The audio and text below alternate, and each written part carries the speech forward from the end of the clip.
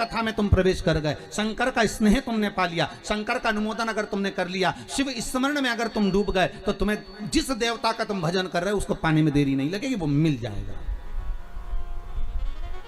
पर दुनिया इतनी विचित्र है कि सारे देवता को रिझाना पसंद करती है, शंकर के पास बाद में जाती है। और बाद में कब जाएगी? जब कोई बीमार पड़ गया, किसी का एक्सीडेंट हो गया, कोई बहुत ज्यादा बेकार हालत में पड़ गया, तब पंडित जी को फोन लगा के बोलेंगे महामृत्युंजय का पाठ कर दो। पंडित जी मन में सोचे ये तो कभी शंकर जी के नहीं रिझाती थी, ये कभी तो शंकर का नाम नहीं लेती थी, ये शंकर का कभी भजन नहीं करती थी, सारे मंदिर गई पर शिव जी के मंदिर कभी नहीं गई, कभी एक लोटा पानी नहीं चढ़ाया, कभी शंकर का अनुमोदन नहीं करा, और उल्टा कहती थी कि हम शंकर का प्रसाद नहीं लेते, और उल्टा कहती हम शंकर के मंदिर नहीं जाते। बताओ, अब एक तरफ तो ये कहे कि शंकर के मंदिर नहीं जाऊं, प्रसाद नहीं लो, और आज जब दुख की घड़ी आई तब शिव याद आ गया, तब शंकर याद आया, तो भी शंकर के मन में अभिमतता नहीं। शंकर कहते हैं भले बाद में आया तो मेरे करीब में।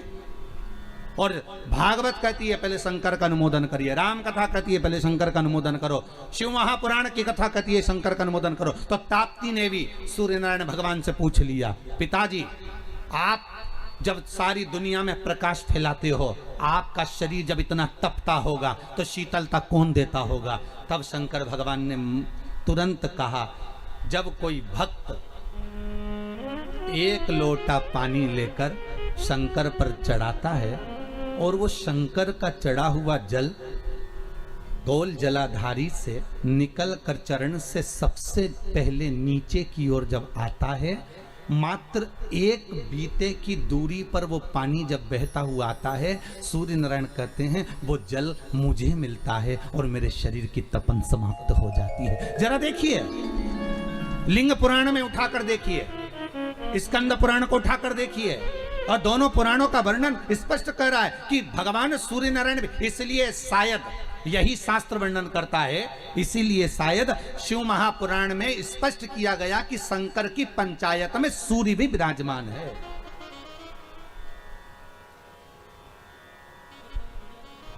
शंकर जी की पंचायत का मंदिर है क्या पांडे तारा में कहीं? शिव पंचायत का? अरे बोलो तो सही, शिव पंचायत का कोई मंदिर है? नहीं है। शिव परिवार का तो होगा पर पंचायत का नहीं होगा। पंचायत का मंदिर तो मुझे नहीं लगता कि प्रतापगढ़ में भी हो, शायद है प्रतापगढ़ में पंचायत का मंदिर, बहुत बढ़िया होना चाहिए, बहुत बहुत सुंदर बात। शिव पंचायत, पंचायत में कौन कौन होते हैं? शंकर, दुर्गा जी, सूर्य नारायण भगवान, भगवान नारायण और गणेश जी महाराज, बस ये पंचायत। और परिवार में कौन कौन होते हैं? पार्वती, कार्तिकेय, गणेश, शिव, नंदी, ये परिवार। शिव पंचायत में केवल 5, और शायद इसीलिए शिव महापुराण की कथा में जो पंचायत का महत्व कहा गया, उस पंचायत में सूर्य की भागीदारी जो कही गई है कि एक बीता, आपके यहाँ अगर कहीं पर आपने शिवलिंग का दर्शन करा होगा, ये शिवलिंग है, ये जलाधारी है, ये पानी निकलने का स्थान है, यहाँ से जहाँ से पानी नीचे गिर गया और गिरने के बाद जब एक बीते तक जाता है, उस एक बीते पर सूर्य नारायण भगवान का भाग चालू हो जाता है। एक बीते पर क्यों कहते हैं? जिसको चर्म रोग हो जाता है, जिसका शरीर सफेद पड़ गया, चमड़ी बेकार हो गई, काला पड़ गया, शरीर में कहीं चट्टे पड़ गए, कहीं शरीर में दाने पड़ गए, पूरा चेहरा बेकार हो गया, पूरा शरीर बेकार हो गया, तो क्यों कहते हैं कि एक बीता जब पानी बह जाए, उस बहे पानी को हाथ का लेपन कर कर शरीर पर लगा लिया जाता है, शरीर ठीक होने लगता है, सूर्य का भाग वहां से चालू हो जाए।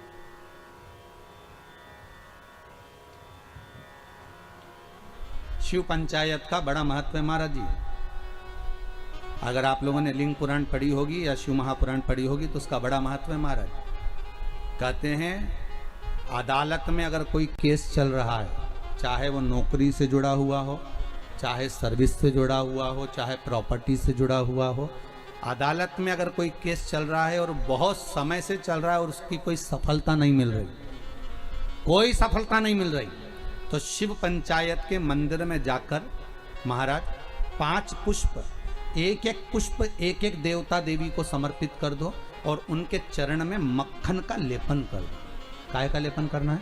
माखन का लेपन कर दो और 5 देवताओं के सामने चौमुखी 5 दिए लगा 4 बत्ती के घी के, गाय के घी के, एक एक देवता के सामने एक एक दिया लगाओ पंचायत का, और काम ना कर कर वापिस लौट कर आ जाइए। वो केस विजयता अगर देगा तो आपके पक्ष में ही देगा, हार नहीं सकते। शिव पंचायत का बहुत प्रबल भाव है महाराज, शिव पंचायत कोई साधारण नहीं होती।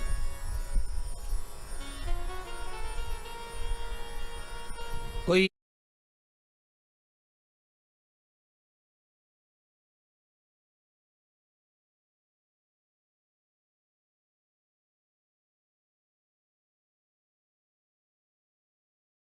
देता है महाराज, शिव पंचायत का इतना महत्व है। शिव पंचायत कोई साधारण नहीं होती महाराज।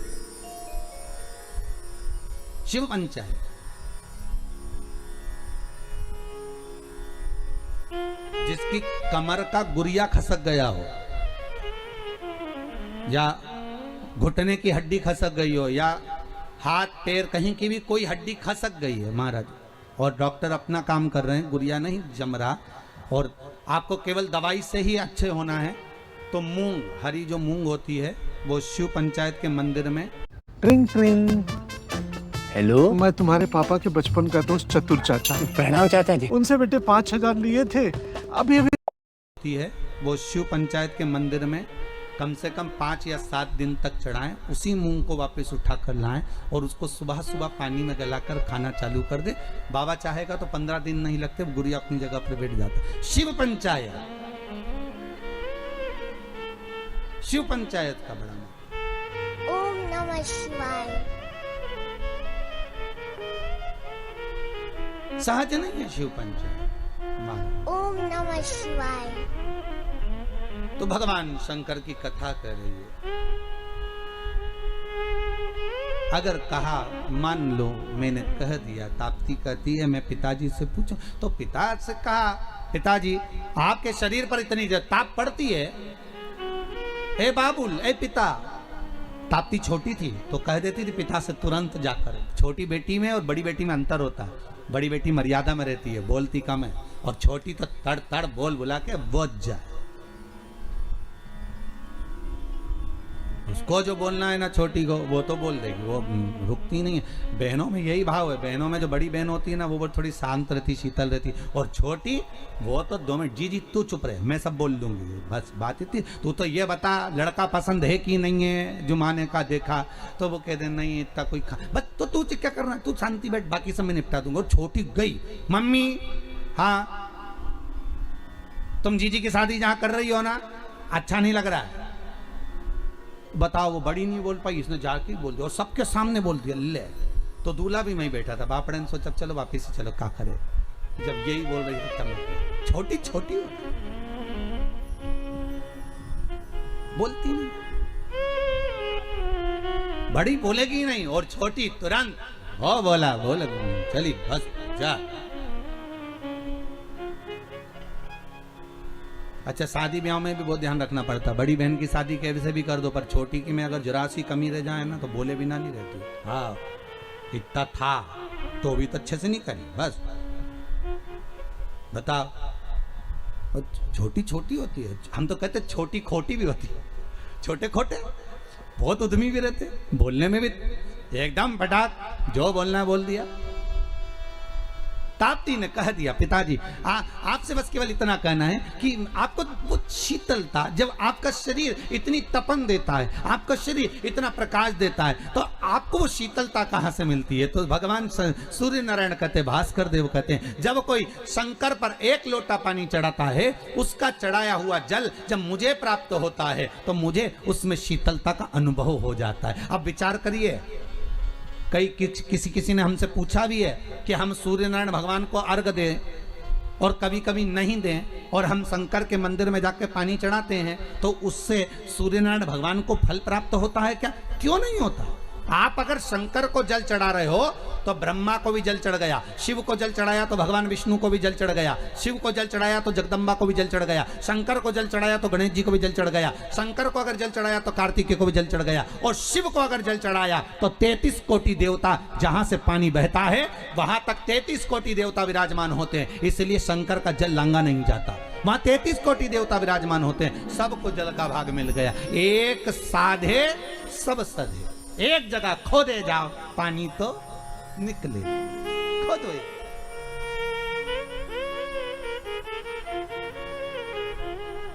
मिल गया।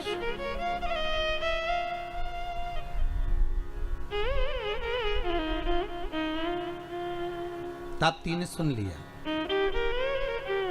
जी पिताजी को शंकर जी से भाग प्राप्त होता है, इसलिए तपन नहीं होती। मैं तुझे एक बात कहूं, तू ठाकुर जी को बाद में भजना, कन्हैया को बाद में प्राप्त करना, सांवरिया की तू बाद में हो जाना।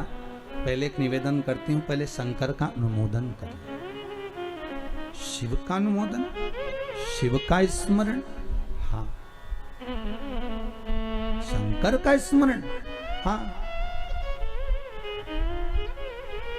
यमुना जी बोली, पर पिता से मेरे को ये पूछना पड़ेगा कि मैं शिव का स्मरण तो करूंगी, जब तो करूंगी तब तो करूंगी, पर फल कहां मिलेगा? फल कहां मिलेगा? बहुत ध्यान दीजिएगा महाराज। शिव महापुराण की कथा कहती है, देवलोक में कितना भी अच्छा काम कर लेना उसका कोई फल नहीं मिलता। फिर से बोलो एक बार, किस लोक में? देवलोक में। देवलोक में जाकर तुम भगवान का भजन करोगे, उसका कोई फल नहीं मिलेगा। बहुत ध्यान दीजिएगा। देव Hey guys, I got this sipper bottle from Flipkart और ये बहुत ही ज़्यादा प्यारी है और इससे पानी पीने में तो मुझे मज़ा ही आ जाता है यार। और इसकी खास बात ये है कि ये स्टील की है। And you guys can also get this bottle and many more bottle at crazy prices during Flipkart festive sale. So Surya Narayan की साक्षी थी, आज पहली बार यमुना मैया मुख से शब्द निकाल कर कहती है, पिताजी मैं अगर शंकर की पूजन करूंगी तो मुझे फल मिलेगा क्या देवलोक में? अरे किस्मत वाले हो, मृत्यु लोक में रहने वाले। इस पृथ्वी पर जन्म अगर तुम्हारा हुआ है तो तुम किस्मत वाले हो। इस भूमंडल पर अगर आप पैदा हुए तो किस्मत वाले हो। सूर्य नारायण भगवान के शब्द सुनिएगा कि सूर्य नारायण भगवान क्या कर रहे हैं। सूर्य देवता कहते हैं, सुन यमुना ए कालंदी ए यमुना, सुन यमुना ए संध्या की पुत्री, ए भास्कर की पुत्री, सुनो। इस देवलोक में चाहे तुम उपास कर लो, दान कर लो, पुण्य कर लो, सत्कर्म कर लो, उसका कोई फल तुम्हें नहीं मिलेगा। अगर तुम्हें फल चाहिए तो तुम्हें मृत्यु लोक में जाना पड़ेगा। तो यमुना जी बोली, पिताजी मैं मृत्यु लोक में जाऊंगी और वहां अगर मैं तप साधना करूंगी तो मुझे फल मिलेगा? क्यों नहीं मिलेगा?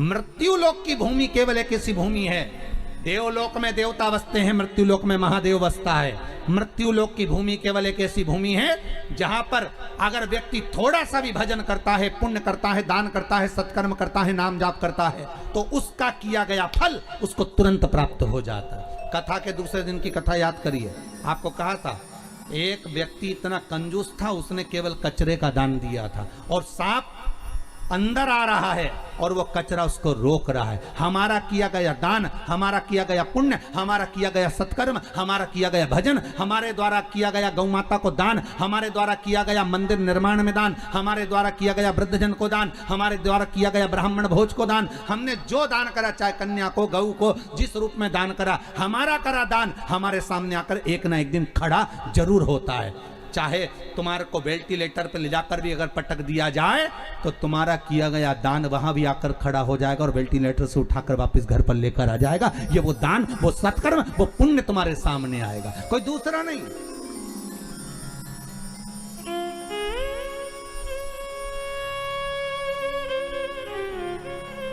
कोई पुण्य होगा।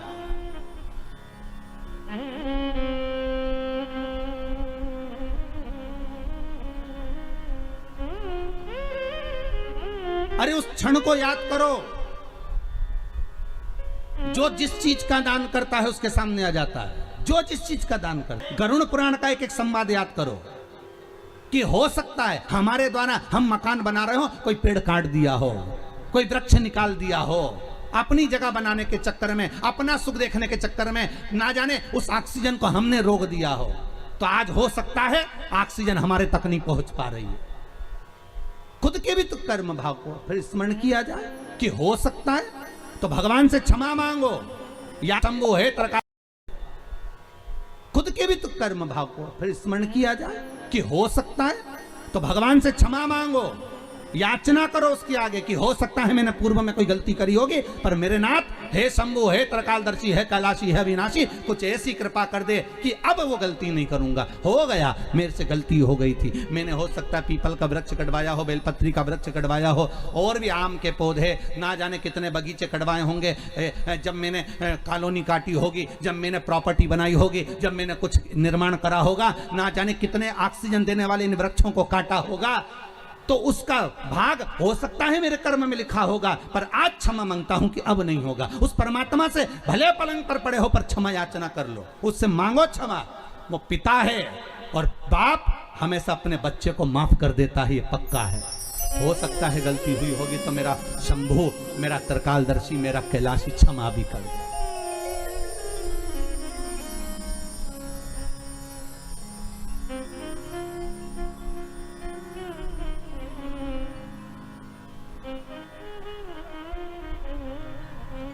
देने के लिए आतुरता, हो सकता है हमारा पुण्य, हमारा करा गया सत्कर्म, हमारा करा गया पुण्य हमारे सामने आता है, और हमारे द्वारा किया गया पाप कर्म भी हमारे सामने आता है, पाप कर्म भी हमारे सामने आता है।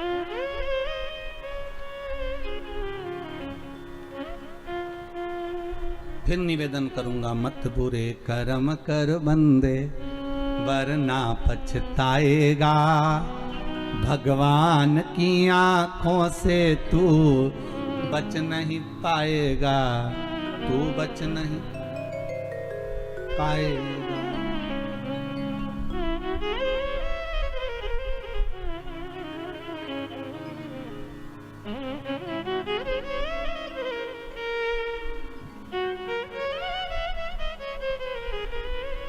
आज एक हमारे भुसावल महाराष्ट्र के एक शिष्य हैं, वो पुलिस में सर्विस करते हैं, ठीक है, तो रणवीर जी करके उनका नाम है। उन्होंने एक प्रश्न किया है व्हाट्सएप पर, प्रश्न बहुत सारे होते हैं, तो उन्होंने श्योर प्रश्न भेजा होगा, वहाँ से हमारे पास आया कि गुरुदेव, जब इतनी बड़ी महामारी चल रही है, इतना बड़ा क्रम चल रहा है, उसके बाद में भी सब अपने अपने घर में बैठे रहते हैं, पर पुलिस वालों को, बेचारों को बाहर लगाया जाता है। हम पुलिस में सर्विस करते हैं और हम कोई बाहर लगाते हैं, हर जरा सी भी समस्या होगी तो पहले पुलिस बाहर खड़ी होगी। युद्ध भी हो रहा है तो उन्हीं को लगाया जाता है, दंगा भी हो तो उन्हीं को आओ आगे, कोई हड़ताल भी करे तो उन्हीं को आगे रखा जाए, बीमारी भी है तो तुम ही आगे आओ। तो ऐसा हमारे साथ क्यों होता है? तो हमने उनको लिखकर भेजा है कि जब अमृत निकला था तो वो कलश जो था ना, उसका भाग अमृत तो सबने पी लिया था, पर जो खाली जो लोटा था ना, वो तुम्हारे खाते में आ गया था। और तुम्हारे खाते में जब वो खाली लोटा आया, पर दुनिया के लोगों ने देख लिया कि लोटा इन्हीं की है मिला है, तो अमृत इन्हीं ने पिया, तो सबको लगता है कि इनने अमृत पी रखा है, इसलिए इनको आगे खड़ा कर दो। वो लोटा तुम्हारे पास में है, भले अमृत दुनिया ने पिया हो, पर लोटा तुम्हारे पास है। तो दुनिया ये जानती है कि इनने अमृत तत्व को पी रखा है, इसलिए इनको आगे रखा जाए। और विश्वास रखकर जब आप आगे बढ़ते हो, विक्रम जी, हमने उनको कहा, जब आप आगे बढ़ते हो विश्वास रखकर, तो बाबा भी तुम्हारा साथ देता है, तुम घबराना नहीं। अगर महामारी में भी अगर आज आप सामने आकर सेवा दे रही है पुलिस प्रशासन, गवर्नमेंट, सरकार, डॉक्टर, सिस्टर, ये आदि कादिक जितने आगे आकर अगर सेवा दे रहे हैं, तो आपका साथ देने वाला वो शंभू बैठा है। बस आप सत्कर्म करना, उसका ध्यान अच्छे से करना, उसका स्मरण अच्छे से, वो सुख देगा, वो आनंद देगा। तुम्हें स्वयं भगवान की अमृत नाम मिल गया है, तो फिर क्या टेंशन, क्या चिंता?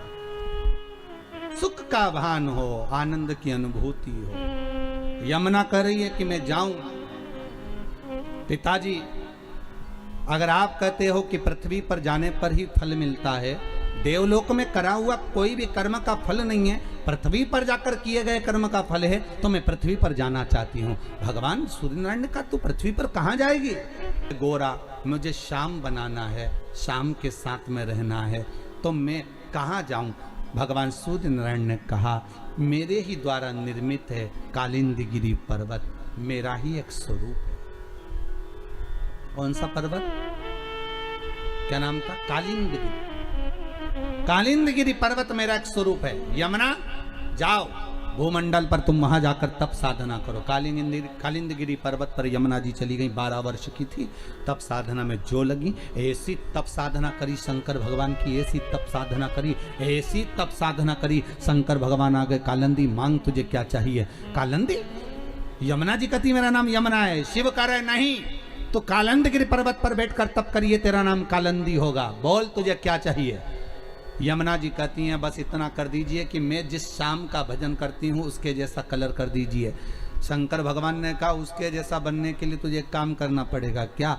जल के रूप में तू प्रवाहित होगी और मैं उस जल में एक डुबकी लगाकर बाहर निकलूंगा तो मेरा कलर तुझे प्राप्त हो जाएगा, मेरी भस्म तुझे प्राप्त हो जाएगी। जैसे ही भस्म तुझे मिलेगी तो श्याम वर्ण धारण कर लेगी। और यमुना ने तप साधना करते हुए जल का वेग लिया और उस जल में स्वयं शंकर भगवान ने बैठकर भगवान नारायण का स्मरण करा तो भगवान का जो भस्म थी वो यमुना जी को प्राप्त होकर यमुना का कलर श्याम हो गया, श्याम यमुना हो गया। और यमुना का कलर जब श्याम हुआ, वही यमुना भ्रमण करती करती करती करती जब आगे बढ़ती बढ़ती ब्रजमंडल में पहुंच गई। ब्रजमंडल में पहुंचने के बाद भी यमुना का मन स्थिर नहीं हुआ। वो सांवरा कब मिलेगा, वो सांवरा कब मिलेगा? तो क्या द्वापर तो आन दो, द्वापर तो आन दो। ये कब की कथा है? ये कथा कब की है? सत्ययुग की। अभी आने वाला त्रेता फिर आएगा द्वापर। द्वापर तो आन दो, तो द्वापर आएगा तब तो कृष्ण आएगा। तब तक मैं ऐसे ही बहती रहूंगी जल वेग में। हाँ, क्या चाहती हो बोलो? तो कहा जिस ब्रजमंडल में मेरा सांवरा, मेरा सांवरिया, मेरा कृष्ण प्रगटेगा, उस ब्रजमंडल में मेरा एक महल बनवा दो, मेरे ही जल के ऊपर, मैं उसमें बैठकर साधना करूंगा।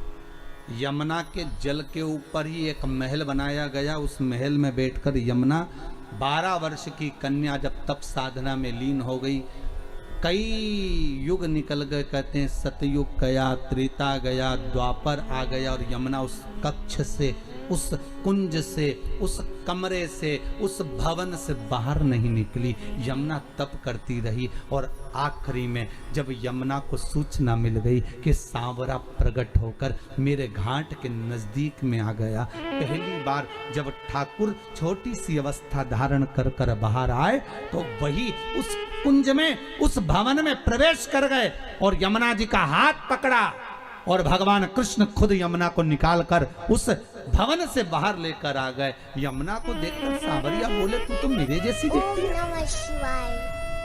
मेरा स्वरूप तुझे मिला, तू मेरे जैसी दिखती है। यमुना चरण पकड़ लेती है, कहती है नाथ बस मैं आपकी ही होना चाहती हूँ। भगवान ने कहा चिंता मत कर, अभी नहीं, जब मैं बड़ा हो जाऊंगा, मथुरा छोड़ दूंगा, जब मथुरा से जाऊंगा तब कालिंदी तुझे लेकर द्वारका जाऊंगा। तू मेरे साथ चलना, मेरी पटरानी बनकर बैठना। जब तक अटकेलियां यहीं करेंगे, यहीं विराजेंगे। सहजता नहीं है यहाँ।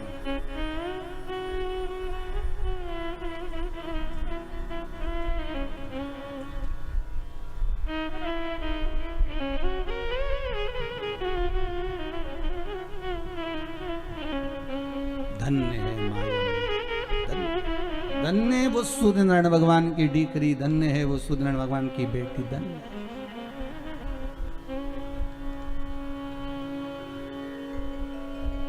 धन्य है, साधारण नहीं।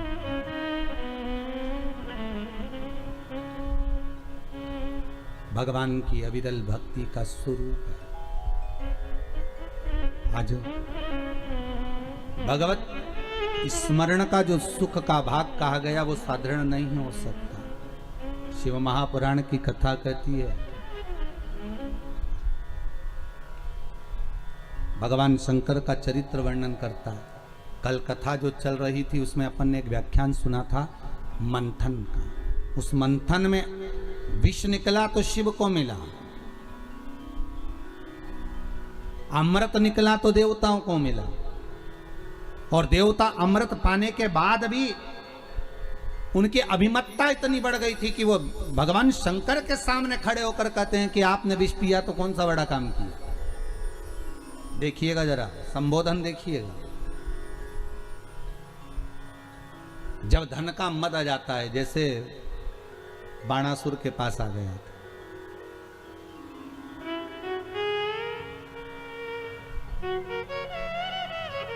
कितना तप करा था बाणासुर ने, बहुत साधना करी। और बाणासुर ने जब तप करा, तप करने के बाद बाणासुर के पास में जब बहुत तप बाणासुर ने कर लिया, शंकर जी प्रकट हो गए, मांगो तुम्हें क्या चाहिए, क्या चाहते हो तुम, क्या मांग रहे हो, क्या दें हम तुमको, बोलो क्या प्रदान किया जाए,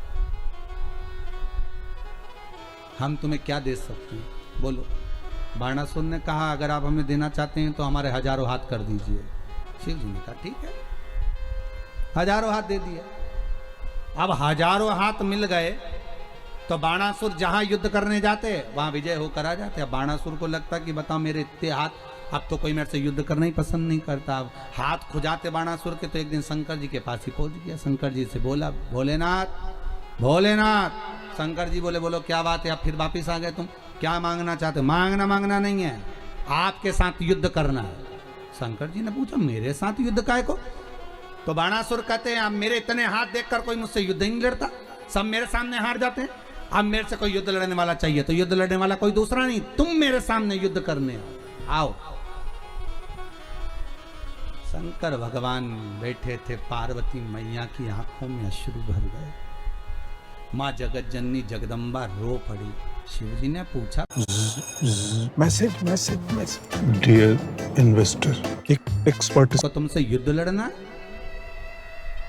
पार्वती चिंता मत कर, चिंता नहीं करना, अपने को टेंशन नहीं लेना हो, काहे की चिंता करना। जरा जरा सी बात में तू रोने बैठ जाती है टेंशन लेकर। अब नारी का स्वभाव है, स्त्री है। आप में भी कई माताएं ऐसी होंगी, जरा सी बात टेंशन आ जाए तो रोने बैठ जाए बेचारी को, कहीं फिर टेंशन आ जाए, फिर अब नारी का स्वभाव है, उसको हो जाता है ऐसा भाव प्रकट हो जाए।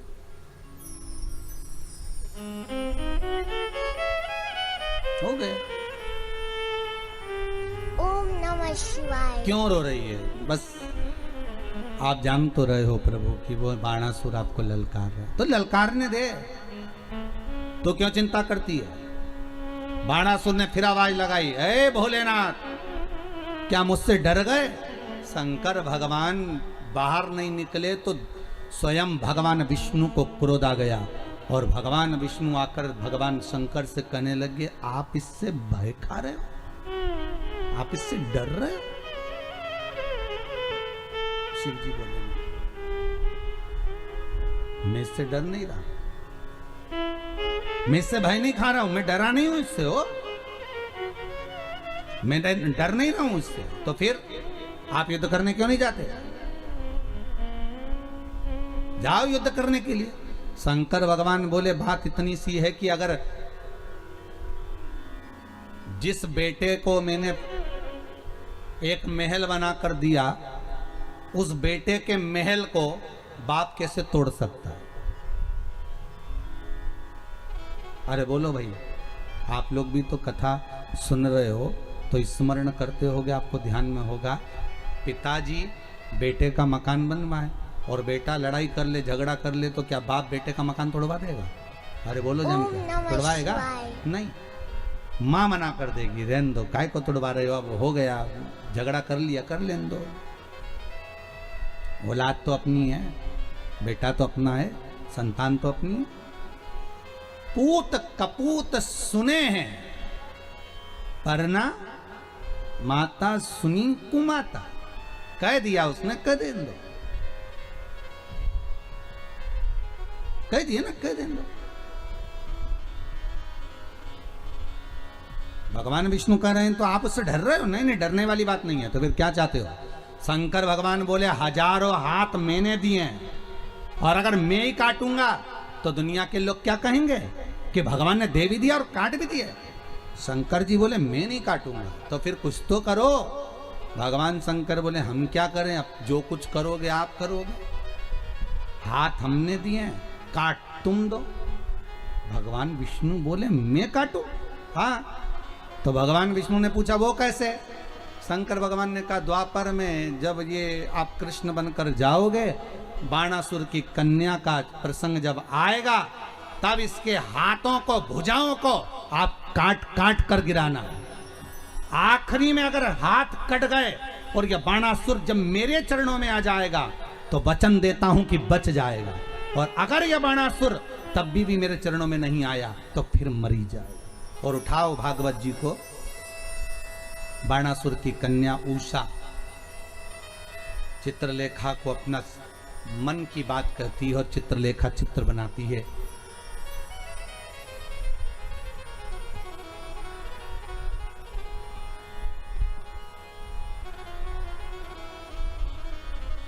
और वो अनिरुद्ध का जब चित्र निर्माण करती है और कहती है मुझे यही चाहिए।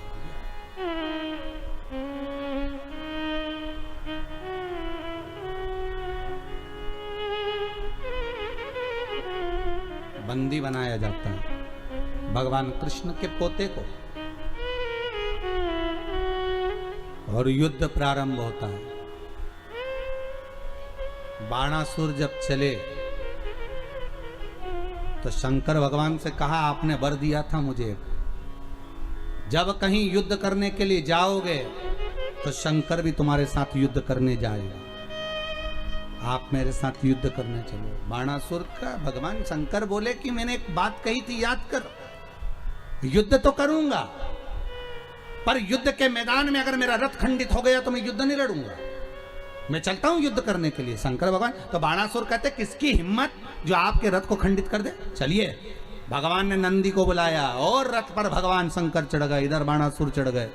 जो सामने रथ पहुंचा तो सामने द्वारकाधीश बलराम अर्जुन सब थे, इधर शंकर भगवान बाणासुर थे, उधर द्वारकानाथ हंस दिए भगवान शंकर को देखकर, शंकर भी मुस्कुरा दिए द्वारकानाथ को देखकर कि वाह प्रभु आज आप मेरे सामने युद्ध करने आए हो। शंकर भगवान बोले युद्ध करने नहीं आए, पुरानी हिसाब किताब करना है, हाथ तुम्हारे हाथों से कटवाना, हाथ हमारे हाथों से। हाँ परंतु दिक्कत एक ही है ना प्रभु, बाणासुर ने कहा है आप मेरी ओर से युद्ध लड़ोगे तो आपको तो लड़ना पड़ेगा। तो शंकर भगवान बोले तुम काय को चिंता करते हो द्वारकानाथ, अगर इधर शंकर है तो उधर भी शंकर है। तुम जो रथ लेकर आए हो वो अर्जुन का है और अर्जुन के रथ पर जो ध्वजा लगी उसमें हनुमान बैठा है और हनुमान मेरा ही प्रतीक है। चतुर्थ तुम्हें करना है। द्वारकानाथ समझ गए अब क्या करना है और युद्ध प्रारंभ होने वाला था। इतने में भगवान कृष्ण ने हनुमान को बुलाया, हनुमान इधर आओ। हनुमान जी बोले बोले प्रभु, बोलिए प्रभु। हनुमान जी इधर आओ जरा। हनुमान जी बोले बोलो नाथ, राम अवतार में तुमने बहुत साथ दिया हनुमान, अब मुझे कृष्ण अवतार में साथ चाहिए। जी प्रभु बोलो क्या करना पड़ेगा?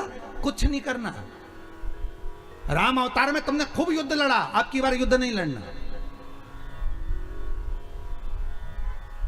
अब युद्ध नहीं लड़ना तो फिर क्या करना है? बस अष्ट सिद्धि नवनिधि के दाता, असबर दीन जानकी माता, राम रसायन तुम्हारे पासा। एक रसायन तुम्हारे पास में है वो भगवान के नाम का है, तुम ऐसी बुद्धि के देव हो, तुम ये बताओ कि शंकर भगवान का रथ कैसे टूटे? तो हनुमान जी बोले इतनी सी बात, इतनी सी बात 2 मिनट में टूटेगा। वो कैसे? द्वारकानाथ ने पूछा। हनुमान जी बोले आप मुझे आज्ञा दो मैं भंवरा बन जाऊं। भंवरा? हाँ।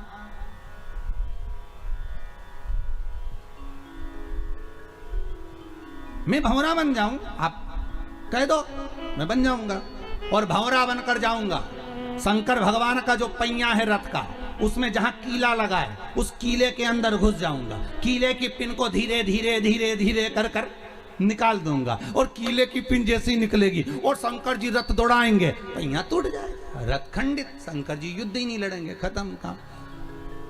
द्वारिका नाथ मुकुट को नीचे उतार कर बाल खुजाकर बोले, राम जी ने तेरे को सही में अच्छे से ही रखा था, ये तेरे बराबर कोई विद्वान नहीं हो सकता, ये पक्का।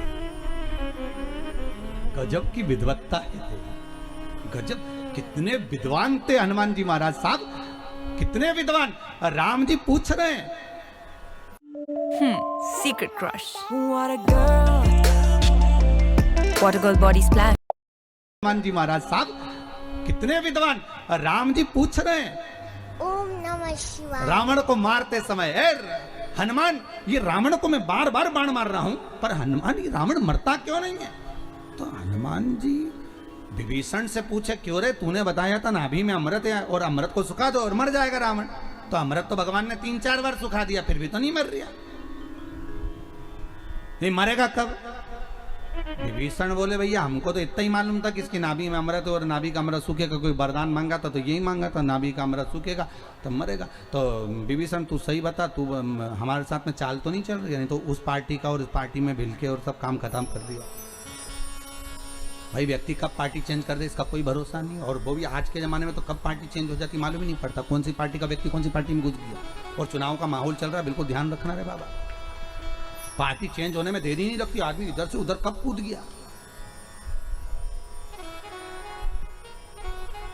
किसी ने पूछा पहले तो लोटे बनते थे तो उसमें पेंदी होती थी, आजकल तो बिना पेंदी के, तो क्या लोटे में पेंदी नहीं और लोगों में भी पेंदी नहीं है, कब लुढ़क जाए मालूम ही नहीं पड़ेगा। तो पार्टी कब चेंज कर दे? तो हनुमान ने विभीषण से पूछा, तू सही बता ईमानदारी से कि तू हमारी ओर है कि वो रावण की ओर है?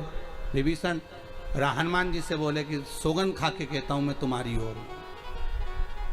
हनुमान जी ने पीछे पलट के देखा, कहीं रावण के रिश्तेदार तो नहीं है, नहीं तो इशारा कर रही हूं कि मैं तुम्हारी ओर हूं, उंगली इधर कर दे थोड़ी सी कि मैं तुम्हारी ओर हूं। हनुमान थे बड़े, बहुत विद्वान थे। जब हनुमान जी ने लंका में आग लगाई थी ना, तो आग लगाने पर मेघनाथ को गुस्सा आ गया और मेघनाथ ने इशारा करा मेघों को, जल वृष्टि करो। हनुमान जी ने भी घूर के देख लिया, एक मत कर देना। तो ऊपर से मेघनाथ जब जल को बुला रहे, क्योंकि मेघों का नाथ था, उसको आज्ञा थी कि अब मेघों को कहीं पे भी ले जा सकता है, तो पानी बुलवा रहा था। हनुमान जी ने जो इशारा करा तो बादल ऊपर से बोले, मेघ देवता प्रभु हम मेघनाथ की सुने कि तुम्हारी सुने? हनुमान जी बोले, सुनो उसी की, पर पानी के टैंकर में पेट्रोल भर के लाओ। दुनिया के लोगों को लगेगा कि पीने का पानी, पर अंदर से पेट्रोल निकलना चाहिए। ऊपर से जब तुम पानी फेंको तो आग ऐसी लगना चाहिए कि लंका बचनी नहीं चाहिए। तो मेघ देवता भी बोले, गजब के हो प्रभु, पानी के टैंकर में पेट्रोल भरवा के मेघनाथ पानी गिरवा रहा है, और जब पानी जहां जहां पानी गिरे वहां घोर फैले। तो मेघनाथ ने बादल देवते पूछा, मेघनाथ ने मेघ से पूछा, कर क्या रहे हो? मेघनाथ जी बोल रहे, पानी डाल। तुम पूछ रहे बोले ड्राइवर से भी टैंकर में क्या लाया? ड्राइवर से पूछा, क्यों रे पानी है कि और कुछ? पानी है। और हनुमान जी प्रसन्न, राम राम रट रहे, खूब प्रसन्न। अशोक वाटिका में पहुंच गए सीता जी के पास में, बस माता के पास में बैठ के। तो सीता जी बोली, यहाँ आग तो नहीं आएगी अशोक वाटिका में? हनुमान जी बोले, टैंकर तो उधर गया है, तुम तो शांति से बैठो। ऊपर जो चला रहा है पानी वो सब जानता है, आपने कहीं नहीं करना। जहां राम नाम चल रहा होगा वहां आग लगने की कोई काम ही नहीं। जहां राम नाम चल रहा होगा वहां आग लगने का कोई काम नहीं। कल का प्रसंग मेरे को बता रहे थे अभयराज जी, गुरुदेव भोजन बनाने वाला हलवाई भोजन बना रहा था, उसको ध्यान नहीं रहा कि पीछे बड़ी कढ़ाई में तेल उबल रहा है, बड़ी कढ़ाई में तेल उबल रहा है, उसका ध्यान नहीं गया और एकदम पीछे हटा और कढ़ाई में चला गया। गुरुदेव शंकर की ना जाने क्या कृपा थी, शरीर में एक जगह भी चमड़ी नहीं गली, जैसा कि जैसे निकलते से ही बाहर खड़ा हो गया। उकलता तेल।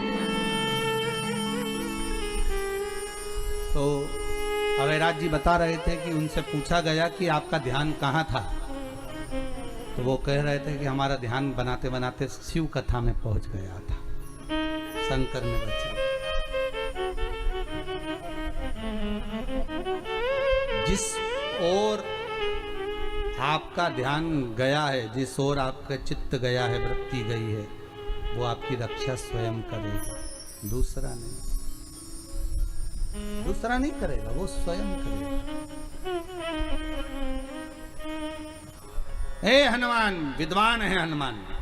हनुमान जी ने फिर विभीषण से पूछा, क्यों रे ये बता कि ये रावण मरेगा कैसे? पता नहीं है। तब हनुमान जी ने ध्यान लगाया कि हुआ क्या था ऐसा।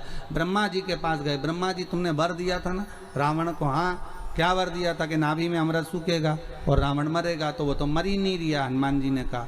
तो ब्रह्मा जी बोले जब सारे भाइयों चले गए तो इसने एक बार और मांगा था, क्या कि जो बाण मेरी नाभि में लगेगा वो बाण भी मुझे चाहिए।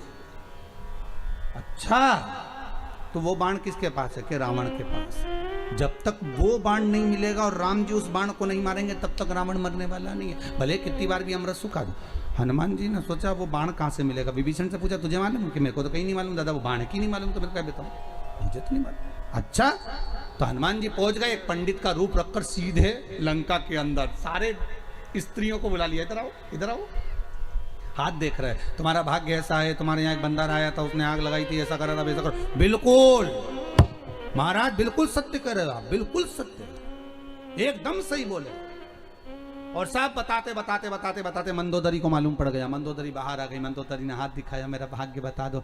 हनुमान जी बोले, तेरे भाग्य में तू ही है कि ऐसी जो तेरे पति को बचा कर रखी है, नहीं तो अभी तक तो तेरा पति भी मर जाता। मंदोदरी बोली, बिल्कुल सत्य बोला महाराज, मैं एक ऐसी हूं जो पति को बचाई, तेरे पास में कुछ ऐसा रखा है जिससे तेरा पति बचा है। मंदोदरी बोली, महाराज बिल्कुल सत्य कहा, मेरे पति ने तप करा था, एक बाण लेकर आए थे, वही बाण मेरे पति की नाभि में जाएगा तब मरेगा, परंतु वो बाण तो मैं जिस कमरे में सोती हूँ उसके खंबे में मैंने चुनवा दिया। हनुमान जी टूट पड़े और अंदर जाकर खंबा गिरा दिया, गिराकर बाण को निकाला, राम जी को ले जाकर दे दिया, प्रभु निपटाओ, अभी के अभी निपटाओ, तुम निपटाओ, 1 मिनट की देरी मत करना। राम जी, और राम जी ने बाण साधा और रावण मर गया।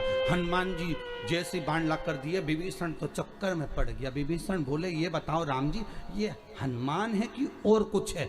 राम जी बोले, जानते नहीं हो, शंकर का ये अवतार है, जो कोई नहीं जानता वो आंख बंद करके शंकर सब जानता। ये सबसे बड़ा ज्योतिषी, त्रिलोकी का नाथ। कितने लोग? त्रिलोकी का नाथ, त्रिकालदर्शी, कैलाशी, अविनाशी, शंभु, सबसे ऊपर बैठता है, सबसे ऊपर, सब देखते। हनुमान जी से कहा, जाओ भंवरे का रूप लगकर जाओ। हनुमान जी भंवरे का रूप रख कर गए और वो कीले वाली जगह पर हनुमान जी भंवरा बनकर गए और कीले को निकाल दिया। और इतने में बाणासुर बोला, आक्रमण। जैसे आक्रमण का तो पहिया टूट गया। शंकर जी बोले, हर हर महादेव, अब हम तो युद्ध लड़ेंगे नहीं, हम चले हमारे घर। बाणासुर बोले, तुम युद्ध नहीं लड़ोगे तो फिर कौन लड़ेगा? और युद्ध प्रारंभ होना था। बाणासुर ने तो इतने हाथ थे बाणासुर के, चरणों में पड़ गया शंकर भगवान के कि मैं समझ गया, आप मेरा अभिमान चूर करना चाहते थे नाथ।